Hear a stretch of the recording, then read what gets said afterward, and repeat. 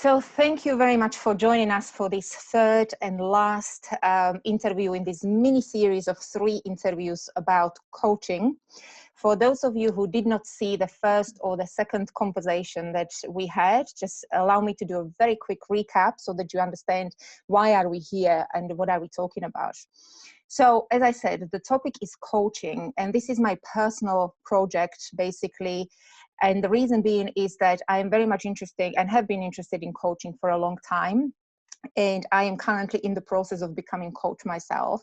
And I do get a lot of questions in regards to coaching from people that maybe did not have the chance, to meet anybody who was coached before. They didn't have the chance to meet a coach before. So a lot of questions coming from different people. And so like 2 months ago, I had this aha moment, and I said to myself that, maybe it would be a good idea to talk to a wider audience about coaching, and maybe, ask 3 of my wonderful coaches to have a conversation with me. And maybe through these conversations, we can open up the doors to some of you that are watching this, and maybe you can start searching after these interviews and you will, be interested in finding out more. So who knows? But I said to myself, there is a lot of people that need help. And then we hope that some of you will find help or find something useful when listening to these interviews. So what I wanted to do was to show 3 different styles of coaching.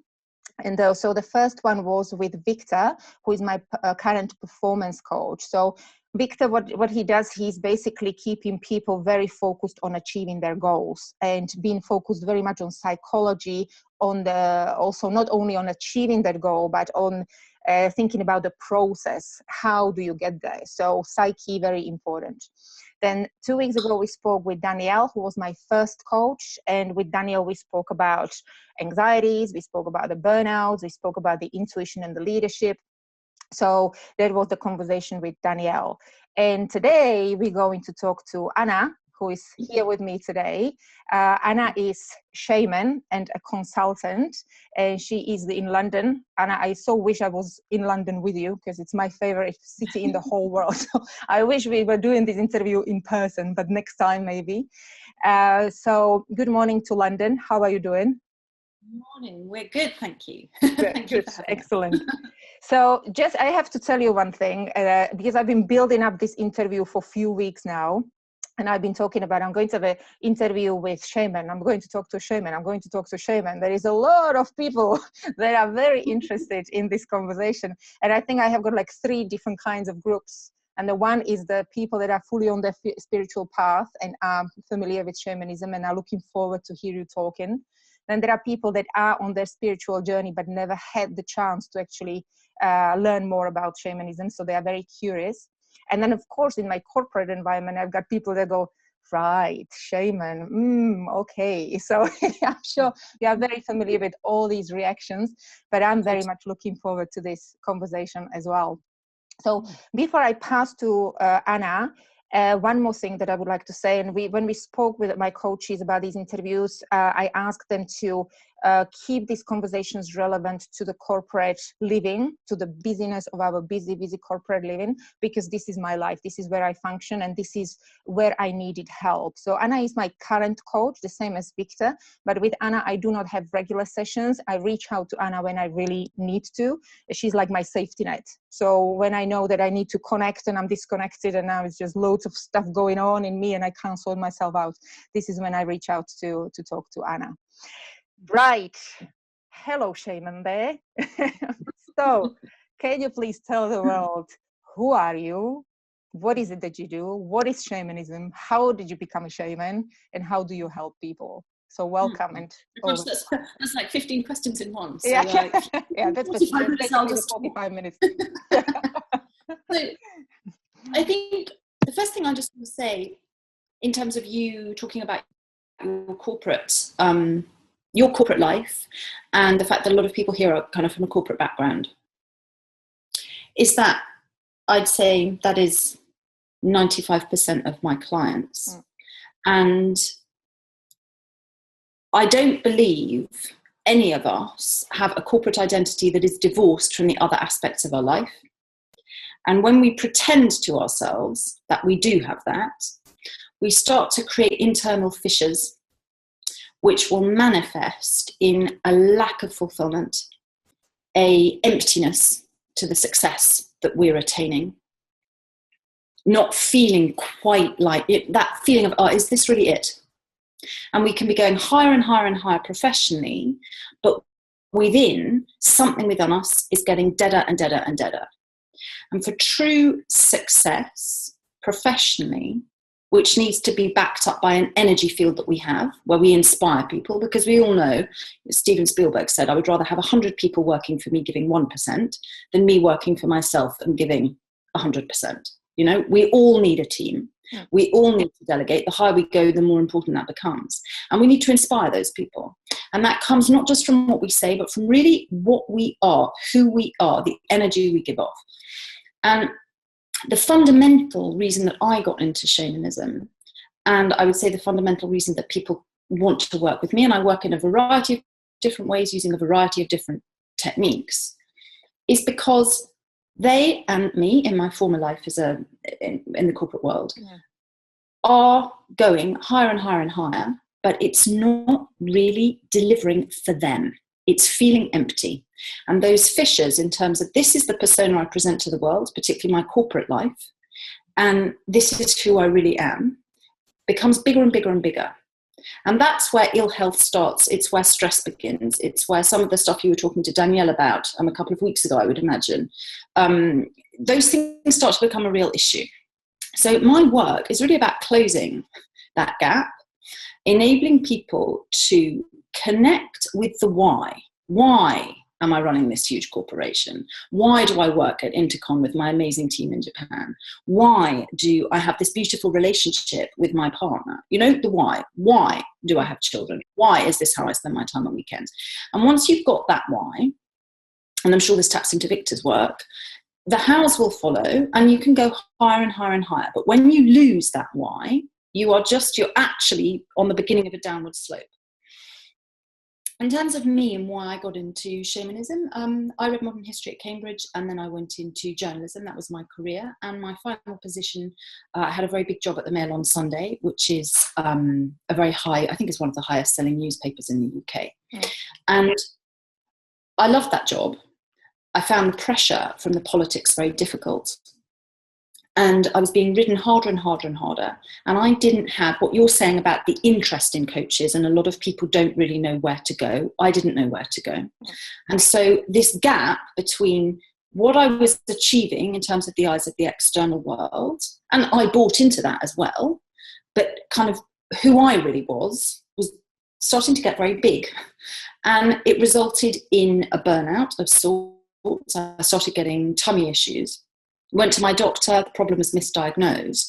And eventually it culminated in my doctor, my GP, saying, I think you need to take a sabbatical. And on that sabbatical, which I thought was going to be a 3-month holiday, I hadn't had a gap year. So I thought, okay, well, this is just my, late gap year. I went to Peru on a whim. I met a shaman on a whim. In that stage, fell into that third category you mentioned of the deeply cynical, what the hell is this? And concluded that actually it would just be a fun story to tell my grandchildren.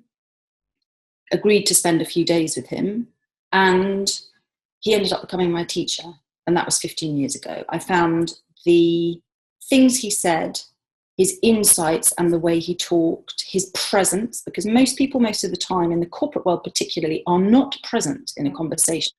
They're listening to you, they're giving you headspace, but their mind is kind of, got 15 other things in it. His presence, the power that came from that presence, and the techniques he was able to use to help me feel healthy and strong, and that I fitted in my life, that my life wasn't this kind of shell and I didn't know kind of quite where I was. Found those things very compelling, and they were very simple. They were very direct, and they kind of almost happened while I was spending time with him, as opposed to, us blasting things for 24 hours a day. And he offered me the opportunity to study with him. I didn't take it up immediately. You've read my book, where I talk about the cynicism in my mind and my experience with him, which kind of defied that cynicism, and that kind of internal battle, which lasted for about 2 years. And then I did study with him. And at the same time, I was studying other techniques, because today I blend 3 techniques. And the service that I offer to my clients, I have a lot of international clients, corporate and private, is utilizing the techniques that worked for me to close that gap, to get me living a more authentic life. And what I mean by authentic is connected with the things that really inspire me, knowing myself, being honest about what those things are, and living those truths. Because I think, and I'm going to shut up in a minute, I think what I think a lot of us do, and this goes back to the point I'm making about the gap, because of the way we're educated, because of connections to parents, peer group, and so on, we can start a professional life, and we can start a personal life in its broadest sense, where external values are running us. In my first job, this is just an example, all my Cambridge peers, they're earning £40,000 or £80,000. Therefore, I need to earn the same. Or I've been working for Intercon for 10 years and therefore I should be at this level. Or all of my friends are starting to get married, I should be starting to think about that as well. And there's nothing wrong with that. But when those voices become stronger, we hear them with more clarity than actually our true hearts. And I don't mean that in a woo-woo way, I mean that in terms of what we really want, what we really love, what really inspires us. That's where the gap begins. And my own journey, my service today is very much about enabling people to connect in so that it shifts, and how we live comes from the inside out, not the other way. Absolutely. So for, again, lots of people that don't know what is shamanism. So what are the teachings? How do you, what is it? Okay. So how do you work? Okay. Shamanism has been around in the Andes, which is where my lineage is based, 20,000 years. It's one of the oldest healing systems on the planet. And it approaches a person not just in terms of physical health, but it connects physical, emotional, mental, and spiritual health. So health is embodying all those 4. And traditionally, you could describe a shaman as a man or woman of power who moves energy. And if we accept Einstein's work, Einstein said everything is energy. That's all there is to it. This is not philosophy, this is physics. What he meant was that energy, waves of light, are the building block of life. So a pen is waves of light vibrating at a particular frequency. Ditto a ring, ditto a dress, a necklace, hair. And for my work, that also applies to thoughts, feelings, and emotions. They are energy vibrating at a particular frequency. And what a shaman does is a shaman has the ability to see energy within a human being and to move it. And when you move energy, you can shift someone's life experience. So I'll give you an example. Let's say I'm carrying quite a lot of anxiety because in my first job, I made a big mistake and my boss called me on it. I got fired, and I just have this kind of dirty little secret in the back of my psyche. Professionally, I'm not that great. And something happens 10 years in my personal life, which also makes me feel anxious. And then I go into a meeting and there's some politics in the meeting. And because I'm already carrying some anxiety, rather than reading the politics in a calm way and not getting involved, come straight in and I'm like, oh my God, that person who's actually integral to my career doesn't think I'm very good at my job. And then I go out and I make a call and my anxiety is palpable and the call doesn't go as well as I want it to. And there's that snowball effect. We all have those experiences. What a shaman does is a shaman will read that anxiety that you're carrying, and through using different techniques, which I'll discuss in a minute, will enable you to let go of that anxiety, not to talk about it and analyze it, which can take a lot of time, as we all know. Will take it out of your energy field. So it's like pressing a reboot button. And then you come back to your center. You come back to... It's a very, sorry, I'll just jump into it. It's a very quick shift of the energy, just for people to understand. I experienced it myself as well. So I think that's very particular about shamanism, that shift happens very, very fast. And we've met together and you've had that in a session, which is an hour, going from one emotional space, which is running you in corporate life, to a totally different emotional space where you can operate maximally, have all of your assets, all of your gifts available to you. So the way a shaman will do that is by a range of techniques: herbs, plants, plant medicines, energy work, using sound. Sound is a very important part of the way I work. And if we just look at that, whenever a sound wave hits a light wave, both are transformed. And every single person who watches this video will have had experience of that in their lives. If you're going to the gym, you will very commonly put on pop or rock to kind of pump you up and get you energized. If you have got people coming around for dinner, you will use a different kind of music, because your aim is to create a convivial atmosphere where people feel relaxed and at home. If you're going to do some meditation, you probably won't use either of those kinds of music. You might use some mantra music to calm you down. So all of us use sound in daily life to enable ourselves to connect with different emotional spaces. How I'm working as a shaman is I'm using sound to enable you to relax and to release the different energies, the different vibrations that you're holding. And that's very powerful, quick work, as you've said. You asked about other techniques that I use, which I back up shamanism with. And because I don't believe one size fits all, some of my clients will never experience any shamanic work with me. They'll only experience one or other of the next two techniques. Some clients will want to experience all.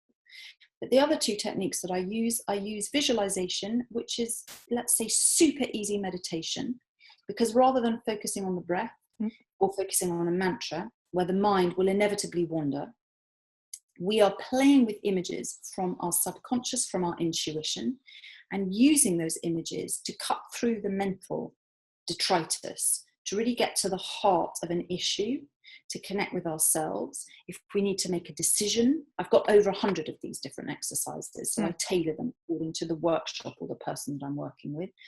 If we need to make a decision, if we need to understand the potential in a particular situation, creative visualization is a wonderful way of calming everything and enabling us to really incisively see what the options are and make the right choice for ourselves. And as I said, because it's a form of meditation, it has all of the benefits of reducing heart rate, reducing blood pressure, etc. So that's another technique. And the final technique that I use, which you've also experienced, is called quantum collapsing. And quantum collapsing is, in a nutshell, using principles of quantum physics to shift our perceptions, because every emotion comes from an original perception, and broadly speaking, those perceptions are where we divide the world into I like this, I don't like this, this is good, this is bad. And the truth of quantum physics is that every positive has a negative and vice versa. So you can't have a particle without a locally or non-locally related antiparticle. It's using that very simple principle to really bust lazy thinking. And all of us think in a very lazy fashion about important things. We would never want to accept that about ourselves, but we do. We take on the consensual reality and we just take it as a truth, and it's not.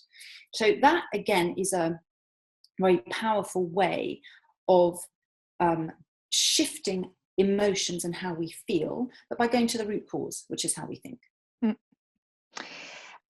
Would like to stop there and ask about the thoughts you were talking about, because I think that is we are run by our thoughts if we do not watch them, if we are not aware of what's going on in our head. And from what I've seen, and it's in my life as well, we are really not aware what's going on in our head. I mean, like, it just runs wild and does whatever it wants with us, and we think we have no power over it, and that's why we get to anxieties, we get to depression, we get to all sorts of states. So for people that are watching this and are not quite sure what we are talking about, because maybe they never noticed their thoughts or noticed their thinking, can we talk about the thoughts and how powerful really they are? Yeah, your thoughts create your life. Yeah. You know, that I think, therefore I am, is very true for all of us, and particularly in the developed Western world, where we've made such a god of the rational mind that going back to, your three groups and the cynics, and I include, as I said, myself in that when I first went to Peru. I was a fully signed up member of that group. Yeah, me as well, My of course. I belief, think we all been there, right? At some my point. belief was that if I can rationally explain something, therefore it makes sense and I'll accept it. If I can't rationally explain something, it doesn't make sense and therefore it's got no validity. And the problem with that is that you're embedding yourself in the matrix of the mind. You're viewing the mind as this super objective, wonderful tool. And in fact, the mind is highly subjective. How we think is governed by where we're born, the social mores and the cultural mores of the place where we live, how our peer group view life, what the setup at work is. You know, all of us have had that experience. If we work in a very tough environment, for example, we start to shift ourselves. We're very malleable human beings. There's nothing set about us. We change, we morph. Atoms have to change every 7 years. You know, we change is embedded in our DNA. So we're not fixed points. We're continually developing. And to view the mind as somehow being this objective arbiter of truth is a massive mistake. And it's something that, as I said, in the developed Western world, all of us buy into. We don't question the mind. We think if we can rationally understand this as this, therefore it has to be so. But even in terms of things like health, science is continually changing how we understand disease. The relationship between, for example, stress and health. If we rewind to the beginning of the last century, that was not accepted. For all of us now, and we're talking within 100 years, we accept there are figures that back up the fact that stress has a massive impact on health. In the UK, 1 in 5 workers take time off because of stress-related illness. You know, so things are continually changing. And I think the mistake that we make with the mind is we're not conscious of our thoughts because we're so busy. We're so, particularly with technology, it's sped life up to such a level we're kind of do, as opposed to taking any time to just be and sit and reflect. And secondly, we live in this consensual reality where we believe what the mind says, and therefore we don't have any understanding of the fact that it's highly subjective and it might actually be lying to us a lot of the time, which it is. With the thoughts, you know, and I think the society obviously has got such a massive part in it, and we are, as you said, we identify ourselves as something or as someone. You know, it's always an identity. And as you spoke 10 minutes ago, again, in relationship to how we think and what's going through our mind, and we touched on that with Danielle last time, stillness that you just mentioned.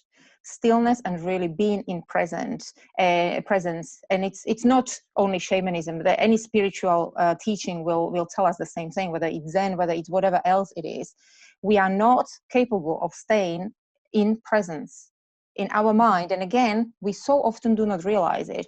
We obsess about things, we want to reach the next promotion, we want to do whatever, or we are bashing ourselves over the past, we are thinking about what we have done, what we didn't do. That presence is just non-existent, I would even say, in our everyday life, modern society. What do you say about that? I would say presence is like building a muscle. And the point of doing any spiritual practice is it's the same as working out in a gym, is to build muscles. And the more you do a spiritual workout, the easier it is to have longer flash moments of presence. That's the first thing I'd say. And the second thing I'd say is if we define presence as being an absence of emotion, an absence of being kind of mentally or emotionally run, that could be expressed as a flat line. Nothing's happening. We're totally stable. And if you were to show a cardiologist a flat line, he would tell you that we have a problem. Yeah. So making that a goal is counter the condition of life, which is that the heartbeat is what gives us life. So that expansion, contraction, a great thought, a negative thought, feeling fabulous, feeling really rubbish, and so on and so forth, liking my boss, loathing my boss, you know, so on and so forth. That is actually the condition of life. And it's not something we need to fight. And it's also not something we need to put pressure on ourselves to try and escape. When we have moments like that, fabulous, but there's no point in infatuating with them, because the point of those moments of stillness is to come back into the heartbeat, the flux, the ebb and flow, to be able to play a better game, whether that's professionally, personally, whatever. But presence, absence of thought, absence of emotional flux is not in itself a realistic goal to have. It's impossible. We have flashes of it. Yeah, but for me, it was, I think, until I actually realized that I can control my thoughts, and I am in charge of my thoughts, and I can train them, as you said. I don't think I ever actually really stopped, even for 5 seconds, and lived really in a present moment. In my head, always going on 300 miles an hour, basically. I will want to go back. I will want to go back to that, but I just want to touch on what you said about emotion, and that is another very important point that is completely in our 21st century in the Western culture. Suppressing emotions. And that one thing, suppressing emotions, not being able to express the emotions, not being able to tell you I love you, or express really how you feel, whether it's sad, whether it's whatever. And then connected with the corporate world, this science fiction vision that you should have constantly good day, because that's what is expected from you as a leader. As you said, it's just not realistic. So, and this is, I think, where the anxieties come, and, all that suppressing the feelings, not understanding that our thoughts are ruining us, and just pretending all the time that we are full of energy and we are reliable and we can deliver and all that stuff.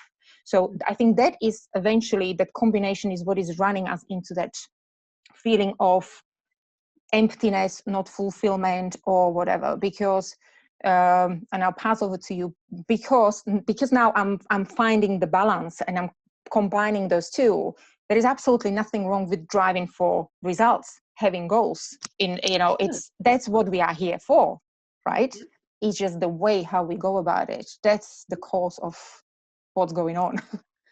Yeah, I think it's, but that I think is a lack of education, because, whenever you've got a surfeit of thoughts or a surfeit of emotions, you have a choice. And the accepted choice, which we just think is the only option available to us, is, as you've said, to kind of package it up, push it down and keep going. And sooner or later, that bank account deposit, let's say, we're going to have to pay for that. And that payback is going to come out in burnout, or it's going to come out in just huge dissatisfaction, and therefore making a huge mistake at work or in your personal life, which has big ramifications. That is going to happen. What people don't realize is that when we're experiencing those surfeit of emotions or dissatisfaction, or just having a pretty rubbish day, and I just kind of barricade myself in my office and not have to deal with people and not have to deal with this problem and so on and so forth. As you said, that's very normal. That stuff happens. Nobody, going back to the heartbeat, there is always expansion and contraction. So nobody is up all the time, nobody is down all the time. We're in continual flux. When we have those moments where we start to feel overwhelmed, we have another option in terms of packaging everything up and pushing them down or losing it.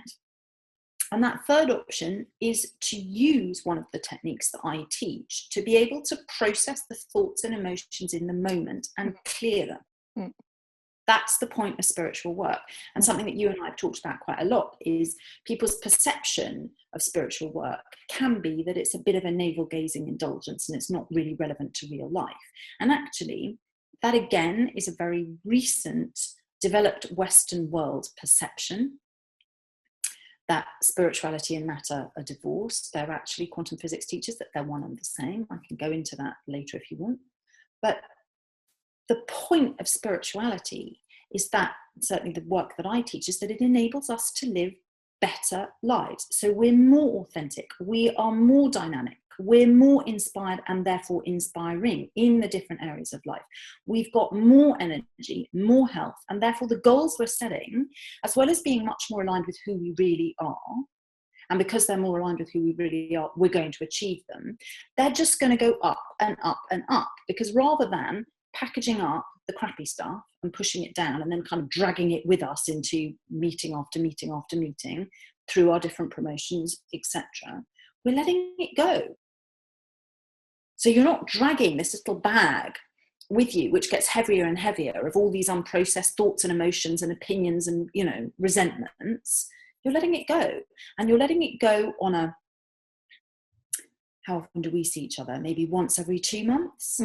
Once every 2 months, you press the reboot button on yourself. Or with some of my clients who might come on a retreat with me once a year, they want to do a deep immersion for 5 days. They let it go. They have a massive up level off the back of that retreat, because we're really looking and honing what our goals are, our 10-year plan. And then they're off. There's so much wisdom in approaching life from that perspective, because it gives us a feeling of control. It stops us feeling like victims of our thoughts, victims of our emotions, and that therefore somehow there's something wrong with negative emotions or negative thinking. There's nothing wrong with it at all. It's part of life. It's the heartbeat. It's part of life. But if we've got mechanics that work, that are spiritual but also deliver and have tangible impact, that is a massive uplift internally in terms of how we view ourselves. And if we have a massive uplift in terms of our internal world, the external world will follow. There's nothing we can't achieve. And similarly, the more aligned we are with our true self, what we really want, what mark we want to make in the world, our leadership again improves. Big time. We bring our team with us, because they're not trying to aspire to be either that carbon copy you were talking about of a totally unrealistic leader, which isn't a leader, it's a fantasy, or they're trying to become a carbon copy of us, which again isn't empowering them, and it's not going to work. It's not going to be sustainable for them. If we have a team that we're supporting and leading of people who are trying to be the best they can be, because that's the message and the lesson they're getting from us, that's the truth that we're living, we're on a win-win for everyone.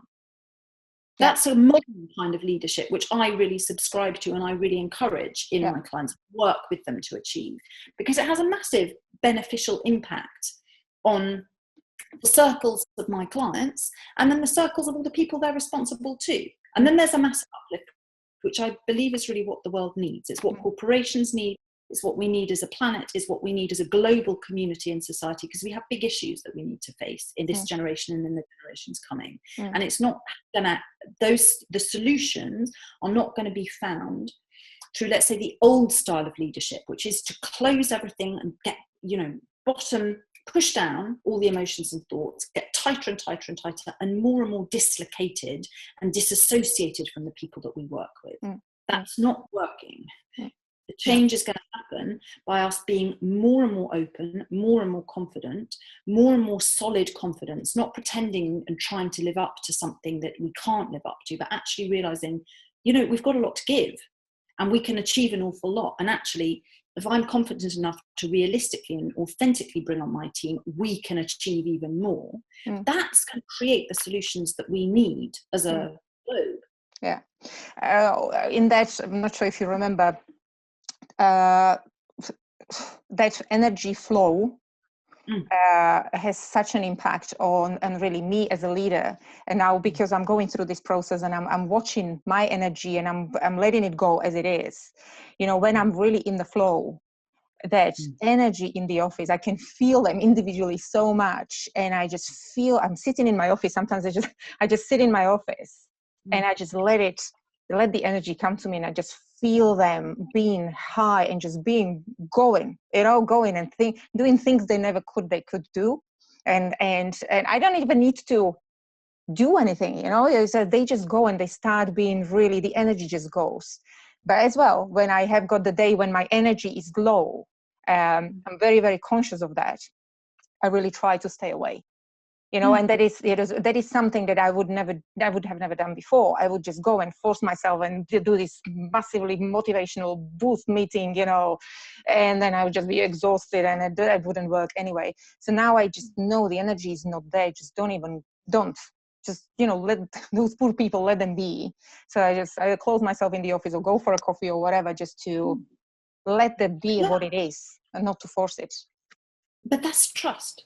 Yeah. And I think the thing that we all suffer from in terms of the way life and culture and society and corporations are set up is a total lack of trust in ourselves and a total lack of trust in life. And what I mean by that is that when you trust yourself and you trust the team that you've built and that you have behind you, it's fine to have a morning where actually you're not feeling hugely motivated. because you trust that the team can get on. When we distrust, everything's on our shoulders. Delegation doesn't work, and we're not creating that positive force field that you've just been talking about. When we trust, we've got so much more to give. Absolutely. So much more. Yeah. And I think a lot of people are very distrustful, even in very high positions, distrustful of themselves, and they're distrustful of life. They expect, that a curved ball or a knife is going to be around every corner. Something's going to go wrong. And of course, it's important to be prepared for those things. And we all do due diligence business-wise to have a plan in place when things go wrong. But it's a subtle but massive internal shift to go from a place of distrust to trust. And when you trust, life operates very, very differently. A team operates very, very differently because they've got their head. And if a team has their head, that enables people to really, enables them to trust themselves too, to trust their judgments, to try new things, to express themselves.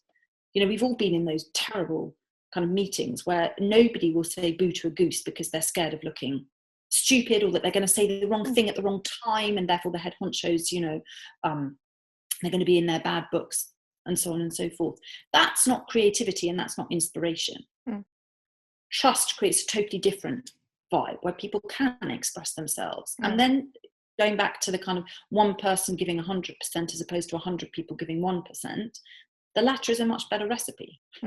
Yeah, absolutely. The trust was a big thing for me. I've never trusted. That was a big issue for me, to let go and trust somebody. That was hard. That was hard. Even myself. I was so close that and probably mostly myself, as you said, don't say something wrong, don't da. So learning how to let go, and we spoke with Daniel about it last time, and trusting that your intuition, that your feeling, that your gut feeling, that it will always guide you if you let it, if you don't doubt it, if you just let it express, it will work. So I think that first letting go, that was just opened up the whole new world. I think you're right. I think that the most important aspect of my work is the detoxing, the mental and emotional detoxing, the letting go. Because once we've done that, we all have a great intuition. And once we've let go of the mental detritus and the emotion, the backed up emotions, we can hear our intuition and we can trust it. And that is the best barometer for all of us through life. Personally, professionally, financially, all of it. Our intuition backs up and can provide a very clear compass, which the mind and all the kind of rational rigor can then follow. And the combination, success is guaranteed from that. Yeah. I want to touch on one thing that you have said in one of your interviews, and that was when you worked in the corporate world, you did not like what you became. And we talked about it now, that you became very hard, you became tough. So you detached yourself. And I think particularly for women leaders, and I'm sure men go through it as well, but particularly for us, for female that work with a lot of men all the time, it's tough. It's tough to become a female in the corporate world. And in the last year or so, I'm really trying to as well work with my female side and just let that go, let that intuition work. Let's, give my colleagues a hug, and just, the little things that really, really are very feminine. But I think that's a big issue. That can be a big challenge for especially female leaders. I think you're totally right. I think that a lot of female leaders, going back, this is a different way of expressing the kind of general theme of our conversation, because the roadmap and the models are for male leaders. A lot of gifted women will try and mold themselves to be a male leader. And we need, and a big part of my work is, I run a lot of female empowerment retreats for high performing women who very often are like the only person on their board who's a woman. And as women, we need community, are bolstered by being with other women who are operating at a similar level, because we think differently. And the optimal situation always is to have not in terms of numbers, but just in terms of energy, a marriage of the masculine and the feminine, because you've got a broader pool from which to problem solve and think creatively and so on and so forth. There's space for the masculine and there's space for the feminine. But I think it is very hard for women leaders, A, because they tend to be isolated. They're surrounded by men, generally in senior positions, and B, because we do have different ways of operating, which aren't always given the same validity and kudos in a corporate environment as the more masculine, short-term, goal-oriented way of handling corporate scenarios. As women, we tend to be more kind of long-term, just talking about the principles of the masculine, the principles of the feminine. As a woman, we have both operating in us. As a man, we have both operating in us. But I think there isn't the same respect and kudos given to that. You know, as you say, if somebody's having a difficult afternoon, giving them a hug or saying, take yourself off, you know, have an early day. We need greater respect. But I think that the way for us to give ourselves an easier ride is using spiritual techniques to be able to bust the negative thoughts and the kind of lower self-worth when they come in. Doing spiritual practices to keep connecting with ourselves so that we value the difference, as opposed to thinking, oh God, I've got to make myself even more male than, you know, the male CEO, which is how a lot of women think they have to be to succeed. And as building circles, as I say, I find this very gratifying in my work and very important, building circles on my retreats or in my workshops where women operating at a high level can come together and just be together. It's incredible what happens. I don't have to, I don't actually, we're doing our own process, obviously, so everybody's come to do their work with me. But in building the strong circle around powerful women, it's amazing what the alchemy does. It boosts everybody. It gives these kind of conversations about how we operate as women in positions of power, the challenges we come up against, how we individually get around them. You know, all of that stuff, it's like an incredible crucible melting pot, which I think provides a second skin to women, because I think it can be very isolating being a woman leader. I found that when I was at working at the Mail on Sunday. It was very isolating. I'd go to meetings where I was 15 years younger than the next youngest person, and I was one of two women, you know, and there'd be maybe between kind of 15 and 20 men. And that's a big extra thing that you have to handle, as well as actually just the bread and butter of your job. How you present in those kind of environments, and, you know, just the different kind of perceptions that we all carry around being a minority. And you know, I have always worked with men around me, always men. So definitely at the beginning, when you're young, when I was younger, I had that tendency to be like them, to be accepted, to you know, make the decisions like that. But now, with all the work that we have been doing, everything that's coming out of me, everything that how comfortable I feel with who I am, you know, and really just really speak up, really speak up, not for the sake of speaking up and being different, but really feeling really comfortable with, okay, that's my opinion, let's discuss it. And I'm very lucky now. I have got the team that again, men, all of them, but very acceptable, so I can really be myself. And you know, it's sometimes it's great to be one of the boys, and sometimes it's time to be, okay, I am not one of you. I am me. So, and I think that they respect that, and that's we had a conversation with my GM on that as well, and that's very precious. And as a woman, I very much appreciate that, because that's not seen very often in many other positions. I totally agree, and I think it fundamentally comes back to this authenticity, which is what we began with, where I was talking about the gap between who we think we should be, and kind of trying to push ourselves to conform to this persona, and actually who we are. And the more authentic we can be, and this goes for men, women, old people, people who are just starting out in their professional life, doesn't matter, straight, gay, all of it. The more authentic each of us can be, and the more comfortable we are with who we are, the greater permission that gives everybody else to be authentic too. And then a team really blossoms, because people will not be trying to say what they think you want them to say. They'll say what they really believe.